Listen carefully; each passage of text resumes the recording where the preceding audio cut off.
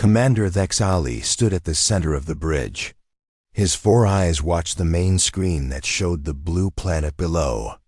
Earth, such a small world, so weak, so primitive. For 3 years his fleet had stayed here. 12 massive ships surrounded the human world like hunters around trapped prey.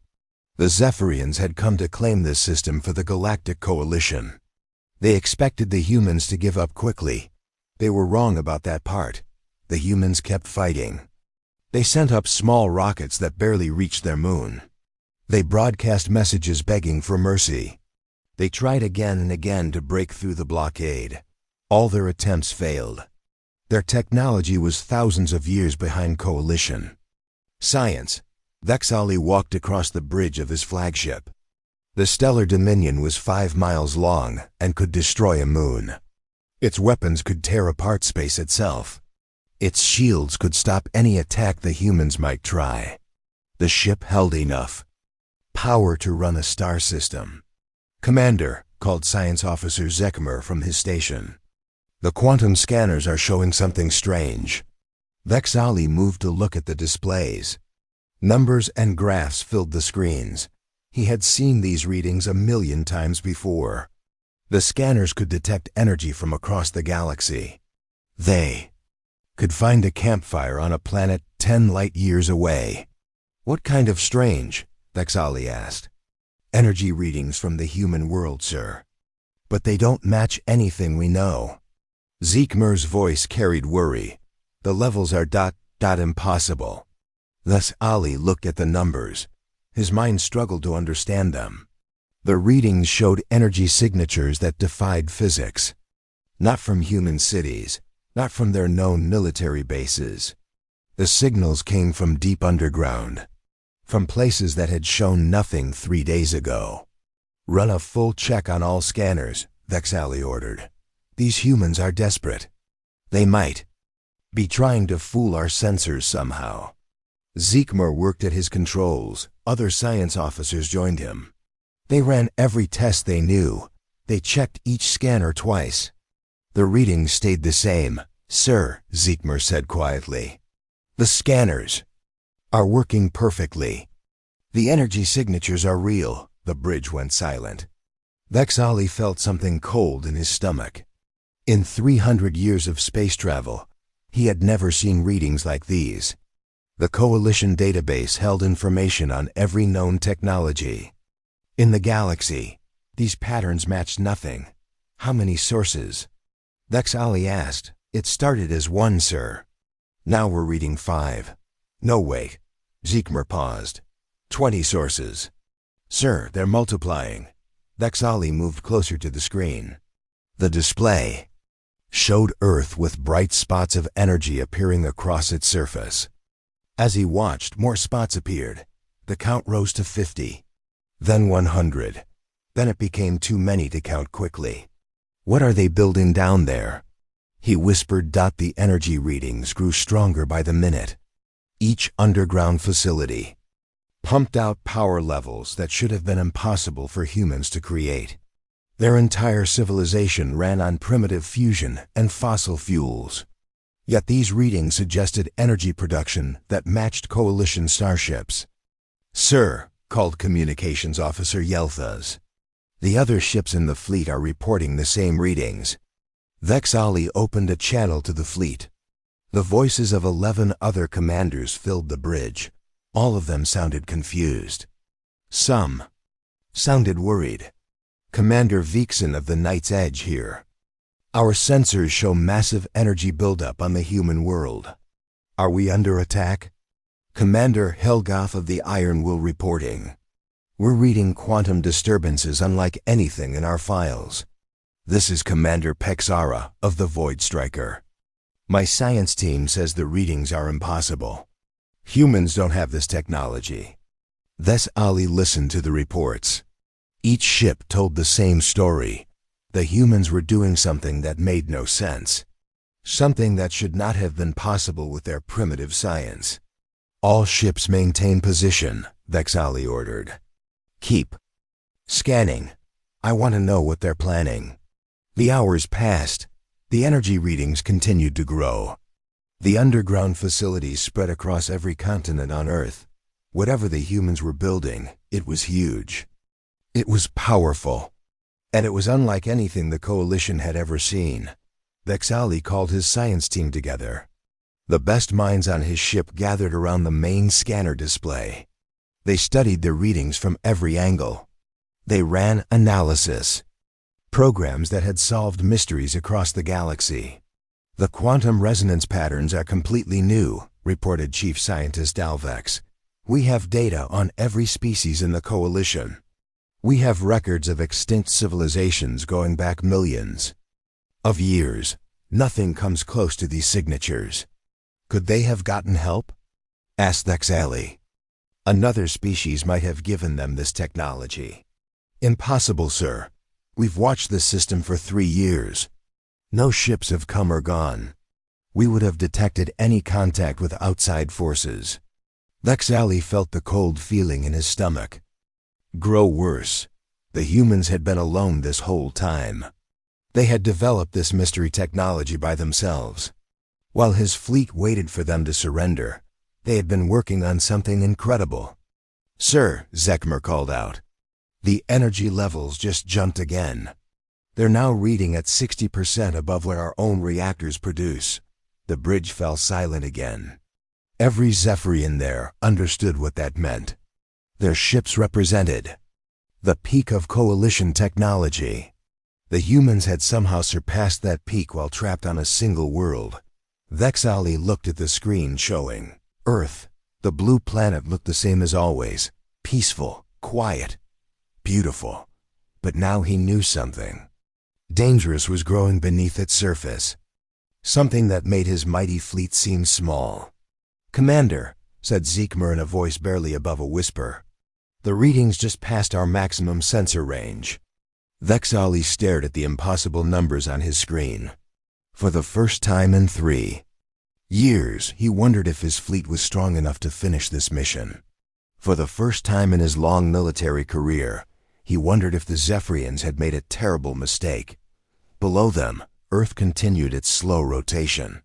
And deep underground, whatever the humans were building continued to grow stronger. Dr. Sarah Chun stepped out of the elevator and felt her breath catch in her throat. The tunnel stretched ahead of her for miles. Once, this place had been the Large Hadron Collider. Scientists had used it to study tiny particles and learn about the universe. Now it was something else entirely. The walls glowed with soft blue light. Crystalline structures lined the tunnel as far as she could see. Each crystal pulsed with contained energy that made the air itself hum with power. The old particle accelerator had become humanity's greatest weapon. Sarah walked forward on the metal walkway. Her footsteps echoed in the vast space. 3 years ago, when the alien ships first appeared, she had been just another physicist. Now, she was the lead scientist on Project Lazarus. The project that would either save humanity or destroy them all. Status report, she called out to the control room ahead. All systems show in green, Dr. Chun, came the reply through her headset. We're ready for final activation. Sarah reached the main control center. Banks of computers surrounded a central platform. Dozens of technicians worked at their stations. Everyone looked tired. They had been working non-stop for months. Sleep came in short bursts between critical tests. She looked at the main display screen. It showed a map of the world with bright dots scattered across every continent. Each dot represented another facility like this one, hidden underground.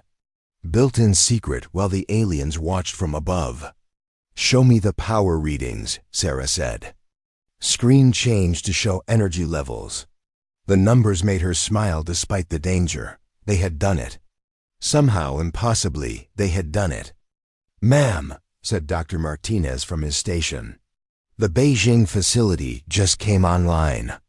That makes all 200 sites ready for activation. 200 underground facilities. Each one built in just 3 years. Each one designed to do something the aliens thought was impossible. Sarah remembered the early days when the project seemed like science fiction. When half the team thought it couldn't work, she remembered the first meeting after the aliens arrived. World leaders had gathered to plan humanity's response. The military wanted to fight with nuclear weapons.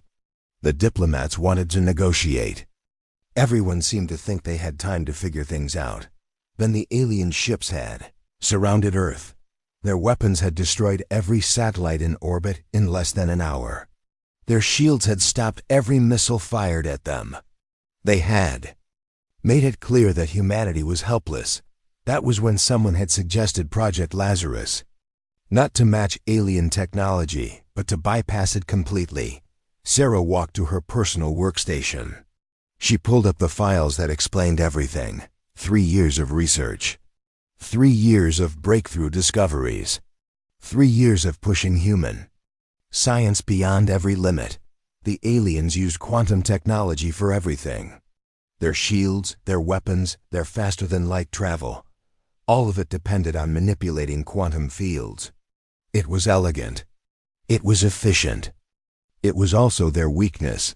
Project Lazarus was designed to attack quantum fields themselves. Not to create better weapons, but to make quantum technology stop working entirely. To unravel the very foundations that made alien science possible. Sarah reviewed the theoretical framework one more time. Einstein had been right about many things, but he had been wrong about others. Quantum mechanics could be disrupted. The fundamental forces could be altered. Reality itself could be rewritten. If you understood the math. The breakthrough had come 18 months ago. A young physicist named Dr. Kim had been studying gravitational waves. She had discovered that certain frequencies could interfere with quantum coherence. Not just interfere with it, but completely destroy it. From there, the project had grown. Like wildfire. Teams of scientists around the world had worked together.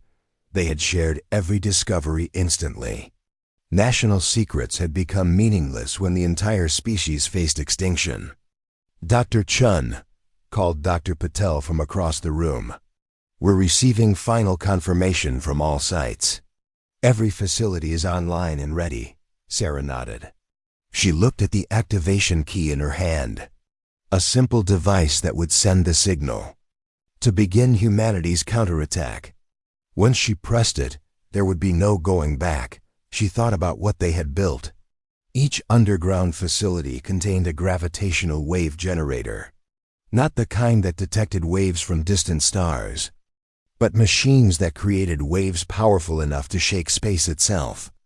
When all 200 generators activated together, they would create a field around Earth that would make quantum technology impossible. The alien ships would lose their shields. Their weapons would stop working. Their engines would fail. For the first time in the war, humanity would have the advantage, but that was only the first part of the plan. Sarah looked at another display showing the construction sites around the world. While the aliens had watched Earth's surface, humanity had been busy underground. Not just building the quantum disruptors, but creating something else. Something the aliens had never seen before. Ships, dozens of them. Built using principles that didn't depend on quantum fields. Ships that moved by riding gravitational waves like surfers on ocean swells. Ships that could appear anywhere without warning, because they traveled through dimensions the aliens couldn't detect. "Ma'am," said Dr. Martinez, "we're getting reports that the alien ships are showing signs of agitation. Their formation is changing." Sarah smiled. The aliens were smart. Their sensors were probably detecting the energy buildup from the facilities. They knew something was happening. They just didn't know what. "Let them worry," she said. "In a few minutes, they'll understand exactly what we've been building." She held up the activation key. The room went quiet. Every person there knew what this moment meant. For 3 years, humanity had pretended to be helpless. They had sent up primitive rockets that failed. They had broadcast messages begging for mercy. They had played the role of defeated victims. All of it had been an act. A carefully planned deception to buy time for Project Lazarus. This is for everyone who thought we would give up without a fight, Sarah said. This is for everyone who believed humans could overcome any challenge. This is for the future of our species. She pressed the key. Around the world, 200 facilities hummed to life. Gravitational wave generators began their work. The fabric of space around Earth started to change. Quantum fields began to collapse. Far above, alien ships would soon discover that their greatest strength had become their greatest weakness. The technology that had made them masters of the galaxy was about to become useless. Sarah watched the displays as confirmation signals came in from every facility. Project Lazarus was working perfectly. The real war was about to begin. Commander Thexali felt the deck shake beneath his feet. It was not a violent shake, but it was wrong. Ships like the Stellar Dominion did not shake. They were built to handle the forces of faster-than-light travel. They could survive the gravity of black holes. Nothing should make them tremble. Report, he called out to his bridge crew. Sir, said Zeekmer from his science station. His voice was tight with fear. The quantum fields around our ship are becoming unstable. Thexali rushed to look at the scanner displays. The numbers on the screen made no sense. Quantum coherence levels were dropping. Gravitational constants were shifting. The fundamental forces that held the universe together were changing. This is impossible, he whispered. Around him, the bridge crew worked frantically at their stations. Warning lights began to flash. Computer systems that had worked perfectly for decades started giving error messages. The ship's artificial intelligence, which could solve any problem in seconds, could not explain what was happening. Commander, called Navigation Officer Peltax. Our quantum drive is showing fluctuations. The mathematics for faster-than-light jumps are becoming unreliable. Thexali felt ice in his veins. Without quantum drives, they were trapped. They could not escape to report back to the Coalition. They could not call for reinforcements. They were alone in a system where the laws of physics were breaking down. The communication console erupted with voices from other ships in the fleet. Commander after commander reported the same problems. Their most advanced technology was failing in ways they had never seen before. This is Vextar on the Night's Edge. Our shields are fluctuating. Quantum harmonics are completely unstable. Commander Helgoth here. The Iron Will's weapon systems are offline. Our targeting computers cannot lock onto anything. Puffs are reporting from the Void Striker. Our sensors are reading impossible values. Space itself seems to be changing. Thexali opened a fleet-wide channel. All ships, this is Fleet Command. Report your status immediately. 11 voices answered him. Each ship told the same story of failing systems and impossible readings. The pride of the Zephyrian fleet was falling apart around them. Sir, said Chief Scientist Dalvex from behind him. I think I understand what's happening. Thexali turned to face him. Dalvex's S4 eyes were wide with terror. In 30 years of service, Thexali had never seen the scientist look afraid. The humans, Dalvex said quietly. They're not trying to match our technology. They're destroying the quantum fields that make our technology work. That's impossible, Thexali said. Quantum fields are fundamental to reality. You cannot just make them stop working. Sir, with respect, the humans seem to disagree. Thexali looked at the main screen showing Earth. The blue planet looked peaceful as always, but he knew that beneath its surface, something terrible was happening. Something that could unravel the basic laws of the universe. How? He asked. Dalvex worked at his station, pulling up theoretical models. Gravitational waves, sir. If you generate them at the right frequency and amplitude, you can interfere with quantum coherence, make it collapse entirely. The energy requirements would be enormous, Thexali said. Yes, sir. It would require the power output of multiple stars. No species should be able to generate that much energy. They both looked at the screen showing the energy readings from Earth. The numbers were still climbing, still growing stronger every minute. Unless, Dalvex continued, they found a way to tap directly into their planet's core. Use the rotational energy of the entire world as their power source. Dexali felt his legs grow weak. The implications were staggering.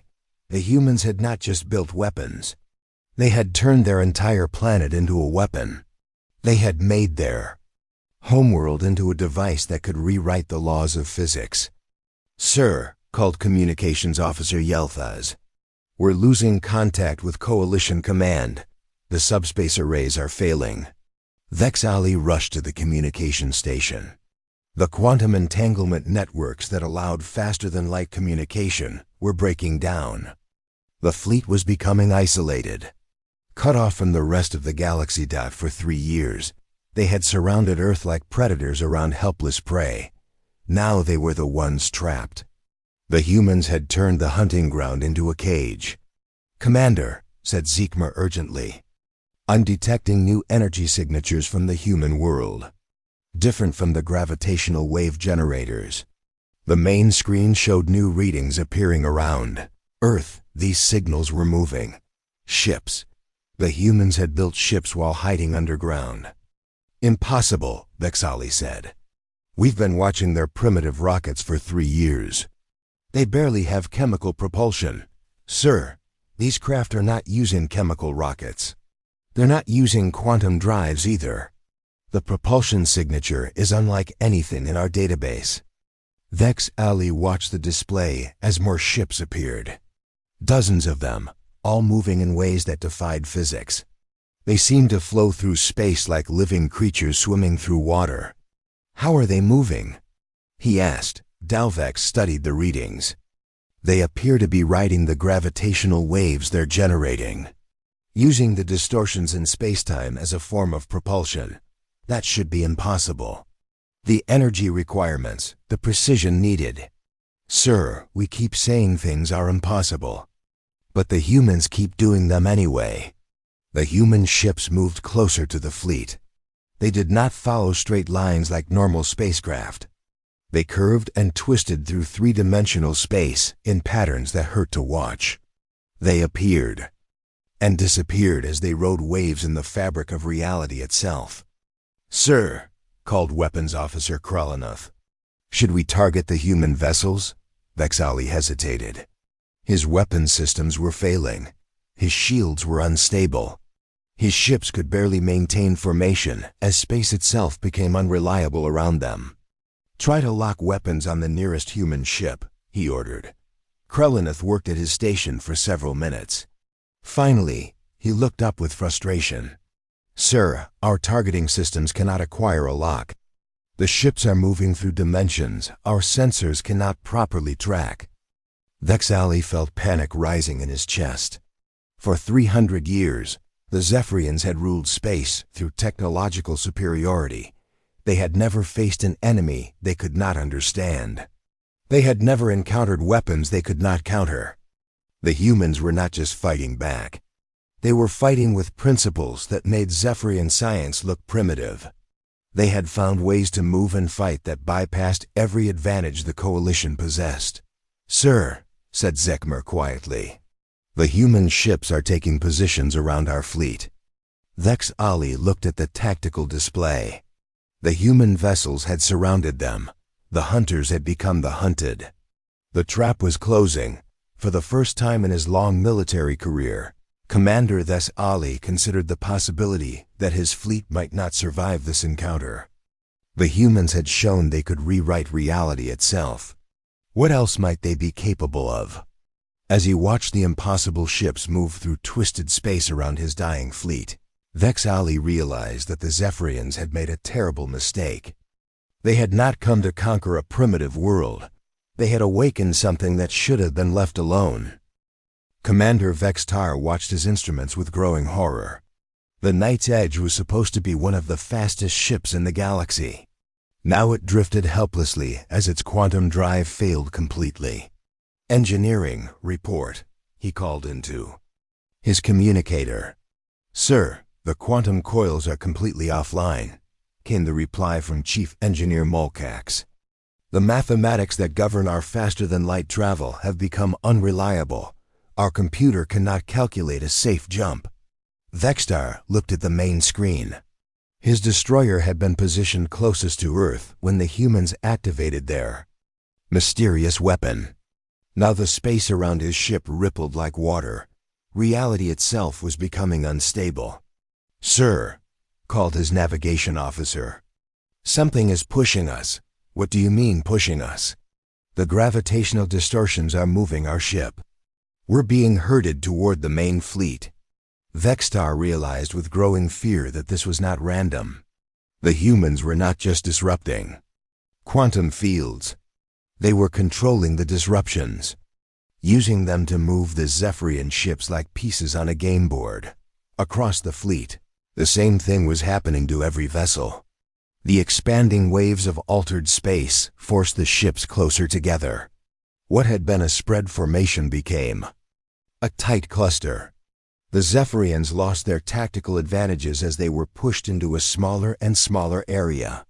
"This is impossible," Vextar whispered. "How can they control gravitational fields with such precision?" His science officer looked up from her station. "Sir, our long-range sensors are detecting movement in deep space." "Show me." The screen changed to display the area beyond the fleet. At first, Vextar saw nothing. Empty space stretched in all directions. Then something moved at the edge of detection range. "There," his science officer pointed. "Grid reference 749. Vextar squinted at the display. For just a moment, he saw something that should not have been possible. A ship-like shape that seemed to bend light around itself. It moved through space in a flowing motion that looked almost alive. "Did you record that?" he asked. "Yes, sir. But the recording shows only empty space." "What do you mean?"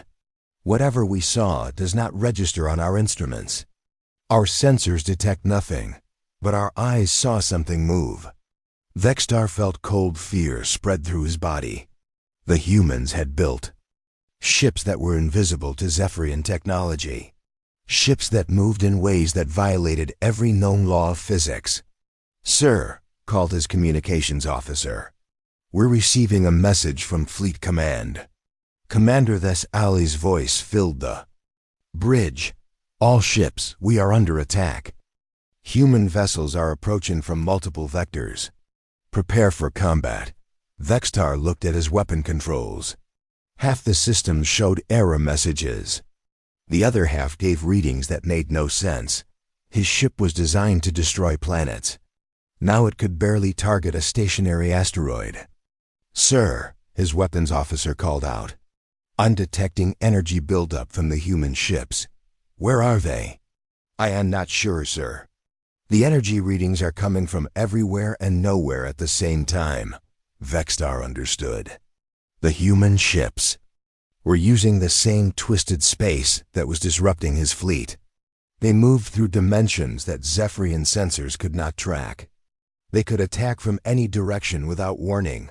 The first strike came without any visible source. A section of the iron will simply crumpled as if crushed by an invisible hand. The massive battleship shields offered no protection. The attack came from a direction that shields were not designed to defend against. What hit them? Vextar shouted. "Concentrated gravitational pulse," his science officer replied. "Something focused gravity into a weapon beam." Another attack struck the Void Striker. This time Vextar saw it happen. Space itself seemed to fold around part of the ship. When it unfolded, that section of the vessel was gone. Not destroyed, simply removed from existence. "They're attacking with space-time itself," his science officer said in a voice filled with terror. Vextar tried to target the human ships. His weapon system searched for quantum signatures. They found nothing. The human vessels had no quantum drive emissions to track. They produced no energy signatures that Zephyrian technology could detect. "Sir, movement to starboard," called his navigation officer. Vextar turned to see a human ship appear from nowhere. It looked like no vessel he had ever seen. Instead of metal and hard angles, it seemed to flow like liquid. Its surface rippled and changed as it moved through twisted space. The human ship fired something at the destroyer Crimson Fang. The weapon was not a beam or a missile. It was a wave of distorted time. Where it struck, the enemy ship aged rapidly. Metal corroded. Systems failed. In seconds, parts of the vessel became ancient and fell apart. "They're weaponizing time itself," Vextar said in horror. More human ships appeared around the fleet. They moved like a pack of hunters surrounding wounded prey. Each ship was different. Each weapon was impossible. They attacked with gravity, with time, with forces that had no names in any Zephyrian language. The Night's Edge shook as a gravitational pulse passed nearby. Vextar was thrown against his command chair. Around him, his crew struggled to understand readings that violated everything they knew about physics. "Sir," his communications officer called out. "We're losing ships. The Star Crusher just vanished. The Dawnbreaker is reporting that they're aging backwards. Some of their crew are becoming children." Vextar looked at his tactical display. Red icons showed damaged or destroyed ships throughout the fleet. The proud Zephyrian armada was being torn apart by enemies they could barely see and could not understand. "How do we fight them?" he asked his weapons officer. "I don't know, sir. Our weapons are designed to work within normal physics. These humans are not following the same rules." Vextar realized the terrible truth. The Zephyrians had built their entire civilization on quantum technology. It was elegant, efficient, and powerful, but it was also predictable. The humans had studied that technology for 3 years. They had learned every weakness and found ways to exploit them.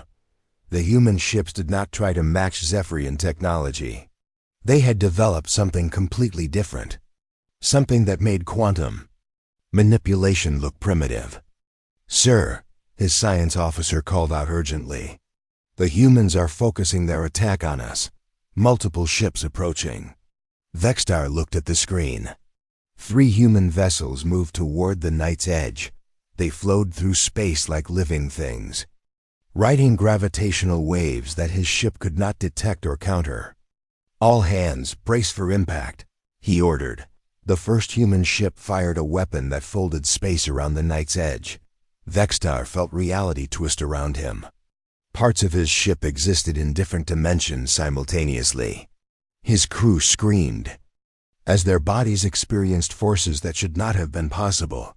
When the attack ended, half his ship was gone. Not destroyed, simply moved to somewhere else. The remaining half hung in space, atmosphere leaking from the torn hull. "Abandoned ship," Vextar ordered Dot as his crew ran for escape pods. Vextar took one last look at the battle. The mighty Zephyrian fleet was being destroyed by an enemy that treated the universe as something to be reshaped rather than obeyed. He realized that the coalition had made a terrible mistake. They had not come to conquer a primitive world. They had awakened something that made their greatest achievements look like children's toys. The hunt was over. Humanity had won. Commander Thexali floated in the emergency pod, watching his fleet die around him. The stellar dominion was gone. Not destroyed by explosions or fire. It had simply been folded out of normal space and removed from existence. One by one, the other ships in his fleet suffered the same fate. The humans did not blast them apart with weapons. They made them cease to exist. They treated the laws of physics like suggestions that could be ignored. The iron will vanished into a fold in space-time. The Void Striker aged into dust in seconds. The Crimson Fang was stretched across multiple dimensions until it came apart. Ship after ship disappeared as the humans demonstrated power that made the coalition's greatest achievements look primitive. Vexali's escape pod drifted alone among the wreckage. His communication system crackled to life. A human voice spoke to him in perfect Zephyrian language. "Commander Thexali, this is Captain Sarah Chun of the Earth Defense Force. Do you understand me? Yes, Thexali replied weakly. I understand you. Your fleet is defeated. Your ships are destroyed. Your crew are dead. You alone survive because we chose to let you live. Thexali felt shame burn in his chest.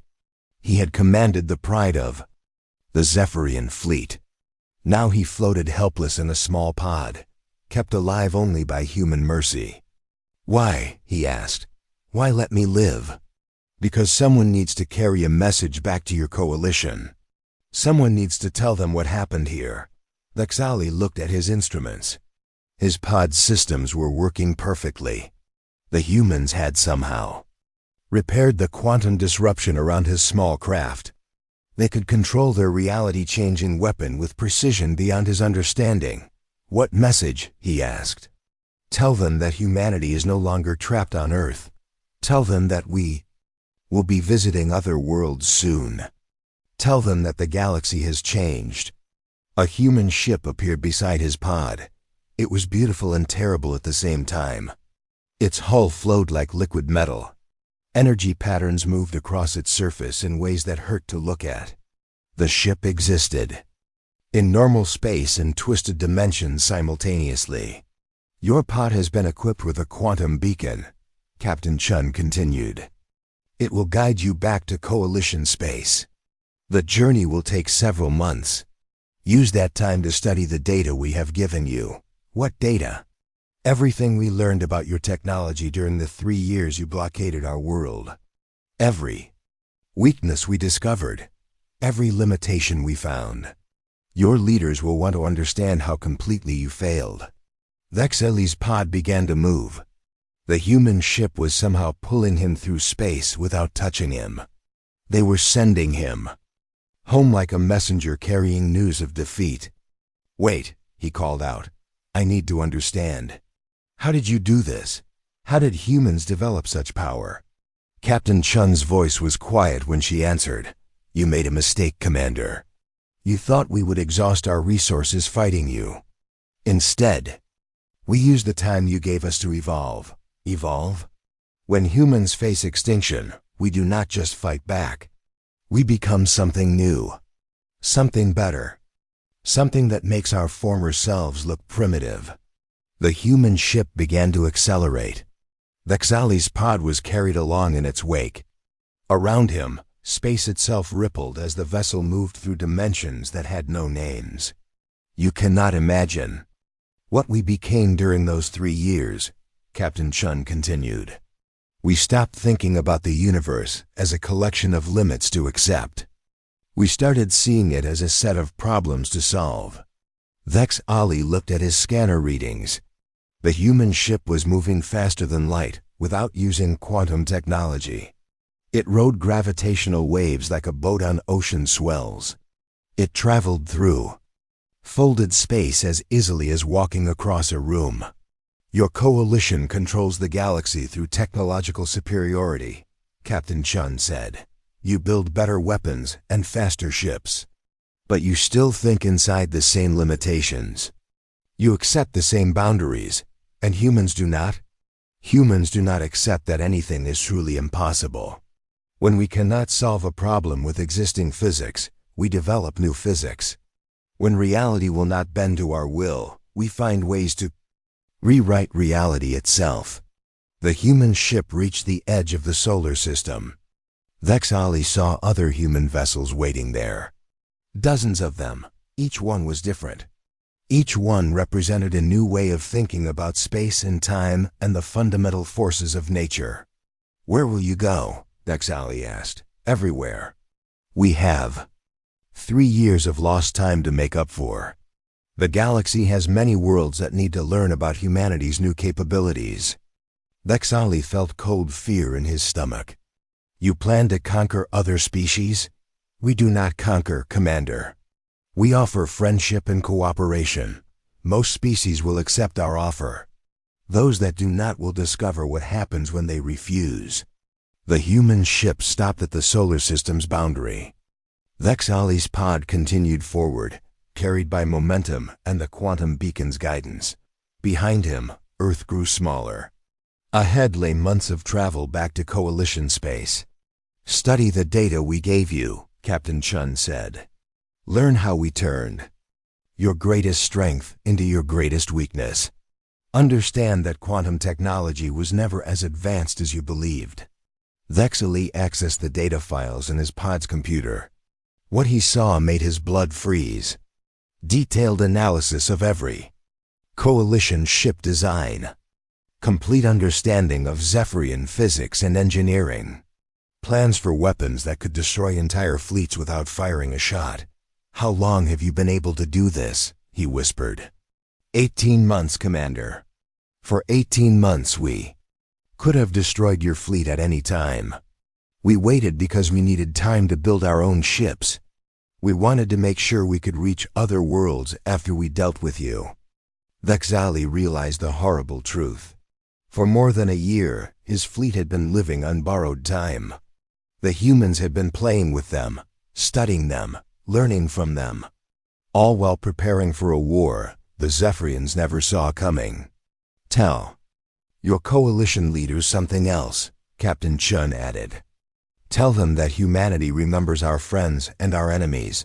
Species that welcome us will prosper. Species that threaten us will discover why extinction is a human concept." The transmission ended. Vex Ali floated alone in his pod, carrying news that would shake the galaxy. The message was simple but terrifying. Humanity was no longer trapped on a single world. They had become something that treated the impossible as merely inconvenient. Behind him, human ships began to spread out from Earth. They moved in all directions, riding gravitational waves toward distant stars. Each ship carried humans who had learned to rewrite the laws of physics when those laws got in their way. The galaxy was about to learn what happened when humanity stopped accepting limitations. Every species would face the same choice: friendship with beings who could reshape reality, or opposition to enemies who had made extinction their specialty. As his pod traveled toward Coalition space, Vex Ali prepared the report that would change everything. The age of Zephyrian dominance was over. The age of humanity had begun, and across the galaxy, civilizations that had never heard of Earth were about to discover why humans were the most dangerous species in the universe.